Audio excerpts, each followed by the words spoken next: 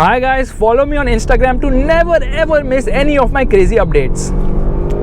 Hi guys and welcome to another vlog. I am driving this, the Hindustan Ambassador. Let's open the engine bay right away and look at this, okay? It automatically opens. You know why? Because the mechanism is such, when you pull it up, this gets hitched over there. And where's the engine? Can't find it. Oh. The engine is really very compact and the engine bay is actually very massive. You can see, I think these are aftermarket horns. They must be absolutely mind-bogglingly loud, of course. Now it is a little hot right now, but yeah, that's how you close this thing. And this is closed and you get this, I think, for judgment. Anyways, gets a crash guard and lot of fog lights. So yeah, two pairs of lights, one yellow, one normal, and you can see the crash guard is all over the place. Now this being the Ambassador Grand has certain changes. The Classic obviously looks better, but round headlight, everything is round indicators, everything is round. The hood is really massive. The wheels are small. It runs on wheel caps. They also had a version called Avigo, and that didn't work very well. They came up with the Grand. The Grand had decent success actually, but this car is like the Royal Enfield of four-wheelers. Now Bridgestone tires on this particular car. This car is on 30,000 kilometers. Tires are very small in size, 165/80, and these are 15 inches. You can see there is absolutely lot of chrome here. It doesn't even make sense, that sentence. Chrome, and yeah, crash guard on the side as well.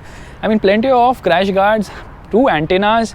These mirrors are not internally adjustable, but you get a blind spot assist mirror as well, and there's an antenna placed here. Anyways, you can see this car actually measures more than 4 meters in length. I think around 4.4 meters in length. It's around a duster size. And coming to the rear, you again notice that the lights are not inbuilt with the car, okay? They seem to be aftermarket because they are jutting out. Meanwhile, this seems to be a fake exhaust tip, and you get a crash guard at the rear as well. Exhaust is obviously very small. Power steering, 1800 ISZ because Isuzu engine, MPFI, JBL sticker, Ambassador Grand, BS4. I mean, the whole brochure is there on the tailgate itself. Okay, now to open the boot, well, you turn it like this, and yeah, it opens. It was already open. You need to turn it at all, but yeah, this is how it works, the mechanism. Now over here we have got an amplifier as well as a woofer, and the boot is actually decent sized. So as you can see, design is not really the USP of the Ambassador, although because it's so old, the design has kind of become iconic and retro. Let's quickly get into the rear seat, which is the real USP of this vehicle. So power windows in this car, and my goodness, the rear seat is like a sofa. All right, it's a complete sofa. Windows are large enough, and the seat is also wide, so 3 people can comfortably sit. This seems like an aftermarket center armrest, but it's not. It is part of the package actually. Floor is almost flat in the center as well. Now this seat has been pushed behind. However, there's good amount of knee room and leg room, and under thigh support is also very good because the seat is actually a little high. Headroom is good. There's a light placed here, and there's a reading light here. Yeah, this is nice. I remember we had put this in our STM in 2001. Costed rupees 550 back then, officially from Maruti Suzuki. There's a light here as well. High mounted stop lamp known as HMSL, and seat belts are also here. By the way, this is the BS4 version. BS3 version also had a sticker which says this car is equipped with mobile charging facility. Yeah, that's funny. Anyways, you can see the rear bench is really very comfortable. I mean, the car feels really very airy, but the dashboard feels like crap because it seems like somebody who has designed it in the 1800s when cars were not even invented. That is the time where the dashboard reeks to, because it just feels so old. It looks like a freaking cardboard to me. Anyways, let's get into the driver's seat, and there is a few things which need to be spoken about. Now obviously, since I had an Ambassador before, I can see a lot of things are different in this car because obviously Hindustan Motors has upgraded a lot of things, but usually cars get rear spoiler. This one gets a front spoiler on the front windscreen. A lot of buttons. No concepts of door pockets. There are no door pockets in this car. This handbrake lever is placed on the right like the Bajaj Q, but doesn't really work. And over there in the foot area, well, there is no dead pedal, and you can see the placement of the pedals is different. Okay, one person designed this, which comes from down to up. I think it's a complete mechanism. Yeah, it's two ways. This comes from top, comes from bottom. Anything, anywhere, anyhow, that's how it is. And you can see there's a lot of jugaad, exposed wiring as well, and these are a lot of buttons here. I mean, this button is, I don't even know for what. There's another button here, I honestly don't know for what. All right, meanwhile, this is obviously to turn on the headlight. This is for the parking light. This seems to be for, I don't know what. Okay, so actually one of these levers is for the rear fog lights, and this is for the wipers, this is for the headlight leveling, and this one is obviously for the front fog light. So front fog light, rear fog light, these are the crazy switches on offer. And you know what, it has got two stalks. One is for the headlight, high beam, low beam, and one is for the indicators. Yeah, one stock can't do both duties. Separately, they do the duties. Anyways, let's get inside. A driver's seat is also quite comfortable. I mean, the driver's seat is really very comfortable and everything seems very aftermarket here. You can see the glove box also, although a decent size, it feels kind of weird to operate it. There's a clock which seems to have been drilled here and put, and obviously AC vents are like real small. This is the audio system, and there is cubby hole here as well. Now these are actually the power window switches. Yeah, these are the power window switches placed in the center. It's kind of crazy, right? And the gear lever also feels very jugadu, and this seems like a treasure hunt to me because that's how it opens. There's a cubby hole here actually. Center armrest, front center armrest, but the armrest is placed on the co-driver's seat, but it is used by the driver. That's kind of awkward and weird. This is for the hazard light, so you just pull it up and the hazard light turns on. Not many things vibrate inside the vehicle, so let's turn on the car as well. And there the car is turned on. It rose to life, and yeah, listen to the noise. There's a noise which comes from the steering column every time you move the steering. Yeah, that's kind of awkward and weird. Of course, no concept of NVH as such.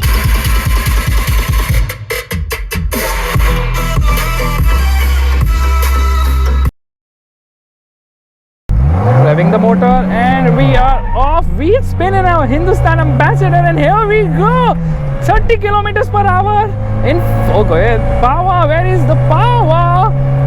Okay, when you rev this motor, there is some amount of power from this engine, but there's just too much noise. It keeps whining all throughout, and that is a big problem because there's no concept of NVH in this car. Now this is the petrol. If this was the diesel, trust me, my ears would have flown out by now from the windows.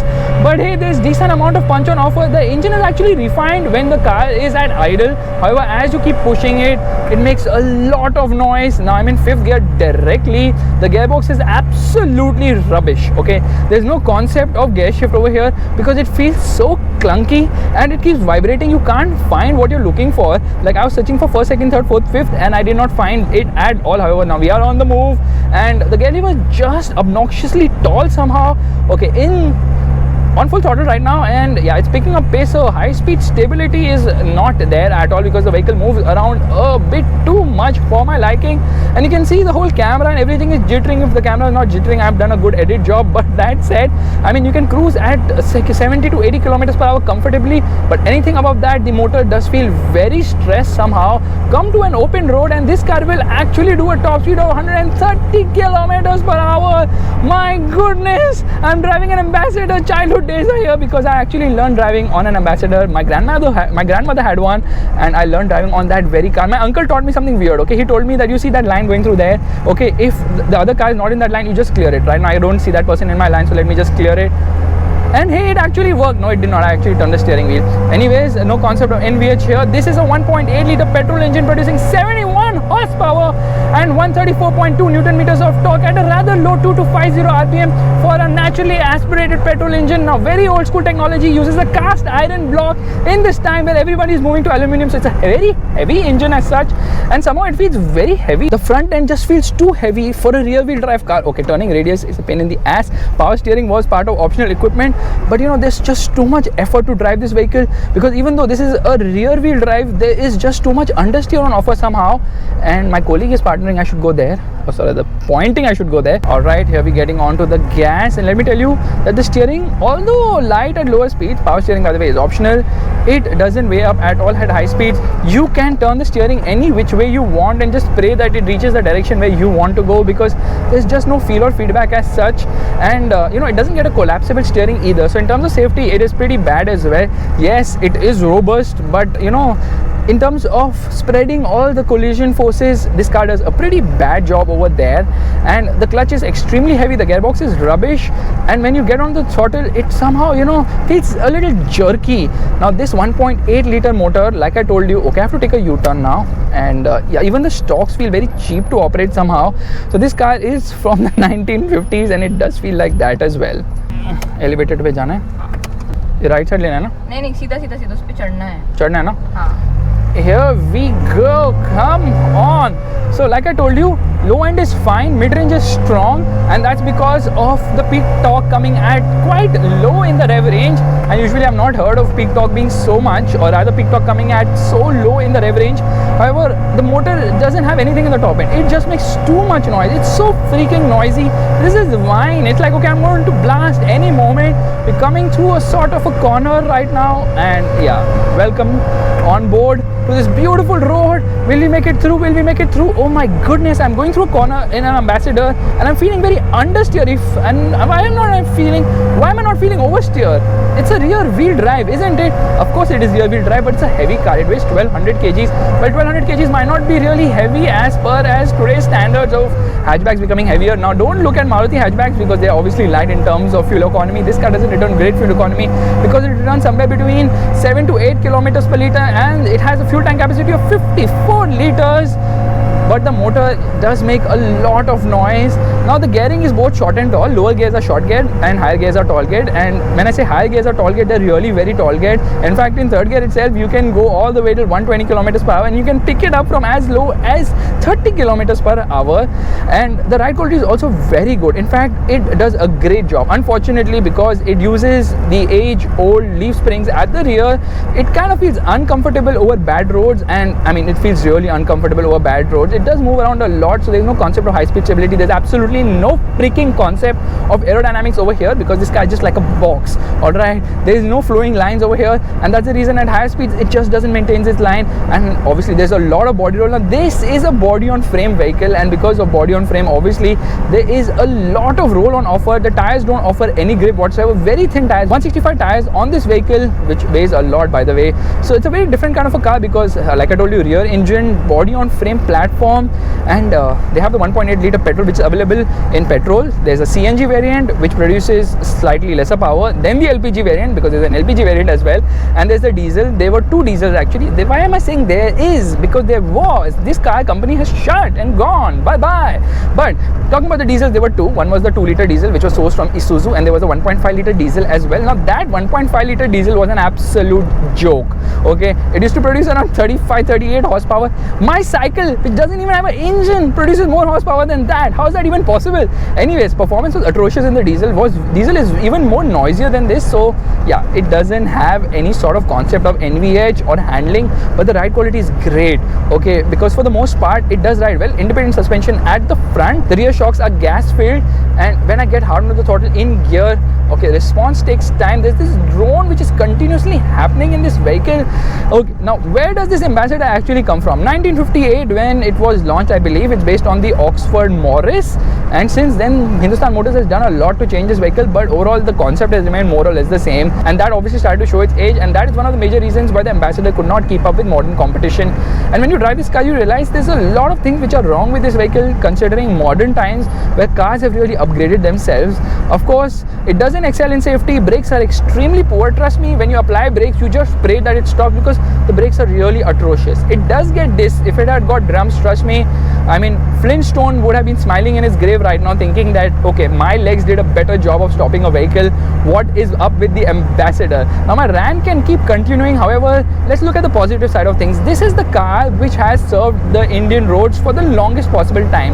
Alright, from 1958 to almost 2016, this car has been running on roads tirelessly, and although it's not the most polished, it has been reliable and durable because it's very simple. Spares are available any given place, and of course it still has the charm because the looks have become iconic right now. I only wish that Hindustan Motors wouldn't have shut shop and would have got back the Ambassador by modernizing it completely. दिखाओ एक बार,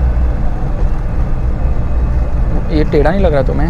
ये टेढ़ा नहीं है, it's टेढ़ा मतलब जो GoPro है ना, बस पसीने की वजह से. And off we go. Alright, so one winter I had gone to Lucknow, and that time my grandmother had this car. Okay, they had it for 25 years actually. So I learned driving on this particular vehicle, and it was a lot of fun because this car actually has a feel which is missing in modern day cars. Obviously it feels heavy, but it has a sort of a character which makes the Ambassador such a favorite with the government officials. Because I mean, you don't want to be driving just another car. क्या U-turn मारना है? U-turn नहीं मारना, वापस जाना उसकी तरफ. हाँ, ये वहीं जा रहे हैं जहाँ हम वहाँ से आए थे. Okay, relax. U-turn कब से करवा रही हो यार? effort लगता है मेरे muscle बन जाएंगे. All right, coming to this corner. Lot of roll, just too much roll, and the reason for the roll is because the suspension is extremely soft, like really very soft. That obviously gives it a very plush ride quality. However, over bad roads, especially like real bad roads, now you can feel the leaf springness. Now they could have given it a more advanced suspension, but consider the fact that this is actually a body on frame vehicle, not a monocoque. And as I get into the throttle, there is just so much sound inside the vehicle, because obviously there is no freaking concept of NVH, and you can't expect a concept of NVH to be there in 1958 when this car was actually designed. Somehow Hindustan Motors did not update it. I don't know why. And if they would have, and they would have come to the modern times, the Ambassador would be a hot favorite. That said, I absolutely enjoyed driving this car because it has a soul. It's actually fun to drive, because I mean there's a mechanical feel to everything. Like even when you change a gear, you know there's a war you're fighting with your left arm, and of course the gearbox. Who's going to win? I won. I'm in 5th right now. All right, but it's even the steering wheel. You don't know if you're going to make that corner. That gives unpredictability, and life is all about unpredictability. The more unpredictable things get, the more fun it is. And right now when I'm saying this, my friend here is looking at me and saying, "What are you talking, dude?" Come on, Ambassador, show me what you got. Give me power. Sorry about that. Anyways guys, this is my review of the Hindustan. Okay, why am I talking so fast? Anyways guys, this is my review of the Hindustan Ambassador, a car which is kind of very old right now, but back in the days it was an absolute legend. My grandmother had it for 25 years, 25 freaking years, and this was the only car you could fit like 15 people in the rear seat because of the comfort on offer. And the price of this vehicle is around 6 lakh rupees, because the price range is from 4.8 to 6 lakhs, something around that, and this is on-road pricing I'm talking about.